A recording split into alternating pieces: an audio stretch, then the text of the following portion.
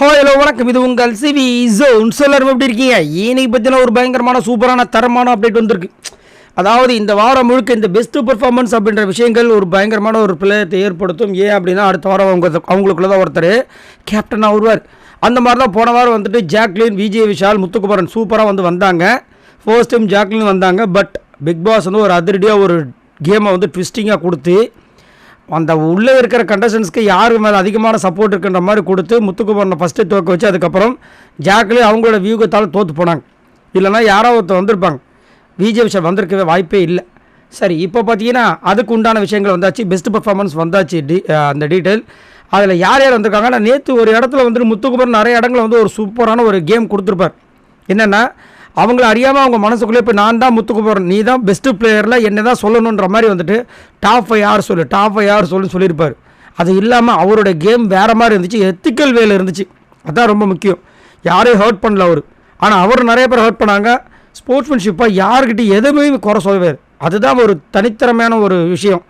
அதை யார்கிட்டையும் கம்ப்ளைண்டே பண்ணல. ஒரு இடத்துல நம்ம அருண் கழுத்து போட்டு நெருக்கிறார். நான் நல்லா தான்டா இருக்கேன் போங்கிறான்ட்டார்.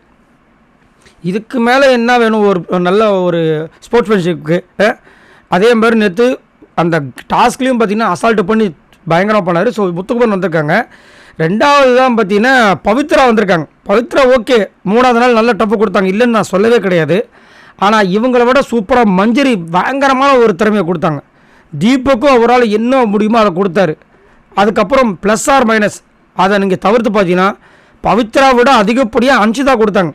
ப்ளஸ் மைனஸ்லாம் விடுங்க. இப்போ ஜெஃப்ரியும் அடுத்தது பார்த்தீங்கன்னா பெஸ்ட் பர்ஃபார்மன்ஸில் வந்திருக்காரு.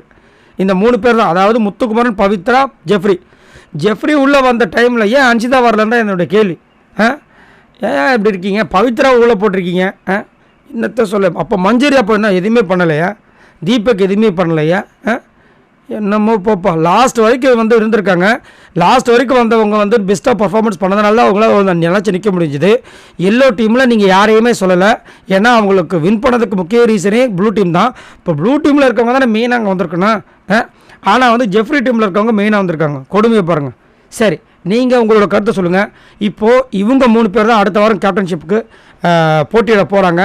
அதுலையாவது முத்துக்குமரன் அகைன் ஒரு வாரன்றது தான் மெயினாக இருக்குது. அது மட்டும் இல்லாமல் இந்த கேப்டன்ஷிப்பில் அதிகப்படியாக வரவங்களுக்கு ராயல் என்ஃபீல்டு பைக் வேறு, இந்த புல்லட் வேறு காத்துட்ருக்கு.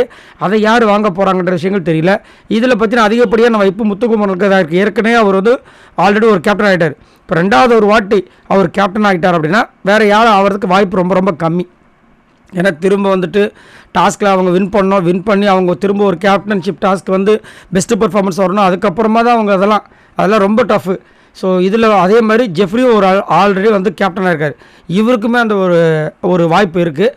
அதுக்கப்புறம் பவித்ரா இது வரைக்கும் கேப்டனே ஆனதில்லை. பார்க்கலாம் என்ன நடக்க போகுது அப்படின்னு. சரி, நீங்கள் உங்களோட கமெண்ட்ஸை சொல்லுங்கள். அது மட்டும் இல்லாமல் இதை 3 பேரில் யார் கேப்டனானாங்கன்னா சூப்பராக இருக்கும்ன்றது உங்களுக்கே தெரியும். என்னுடைய கருத்து கண்டிப்பாக முத்துக்குமரன் தான். ஏன்னா ஜெஃப்ரி இந்த வாரம் நடந்த அந்த வீக்லி டாஸ்க்கில் அவர் கொடுத்த பர்ஃபார்மன்ஸ்லேயே உங்களுக்கு தெரிஞ்சிருக்கும். கண்டிப்பாக இவரெல்லாம் வந்தாருன்னா அந்த வீடு விளங்காது, உருப்படாதுன்னு. அதே மாதிரி இவர் கேப்டனாக இருக்கும்போது விஜய் சேதுபதியே நிறைய கொஸ்டின் பண்ணி உன்னோட கேப்டன்ஷிப்பு சரியில்லைன்னு சொல்லிட்டு ஒரு விஷயத்தை பண்ணியிருந்தார். சரி, பார்க்கலாம் என்ன நடக்குதுன்னு. உங்களோட கருத்தை சொல்லுங்கள். பாய் நண்பர்களே.